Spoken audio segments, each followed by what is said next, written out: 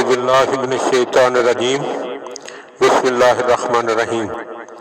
مولا کائنات حضرت امیر المومنین علی ابن ابی طالب علیہ السلام کے مجموعہ کلام نہج البلاغہ کے پہلے باب کا خطبہ نمبر 124۔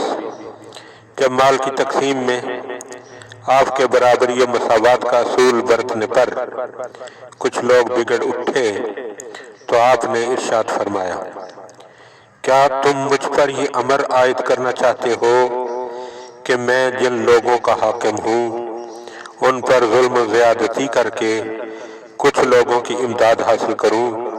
تو خدا کی قسم جب تک دنیا کا قصہ چلتا رہے گا اور کچھ ستارے دوسرے ستاروں کی طرف جھکتے رہیں گے میں اس چیز کے قریب بھی نہیں بھٹکوں گا۔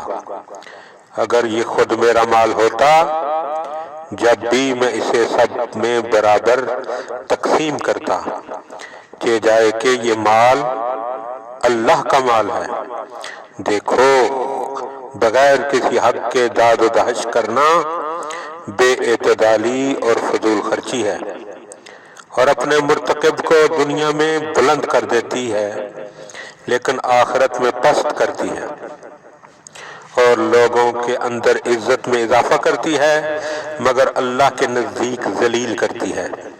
جو شخص بھی مال کو بغیر استحقاق کے یا نااہل افراد کو دے گا اللہ اسے اس کے شکریہ سے محروم ہی رکھے گا، اور ان کی دوستی و محبت بھی دوسروں ہی کے حصے میں جائے گا۔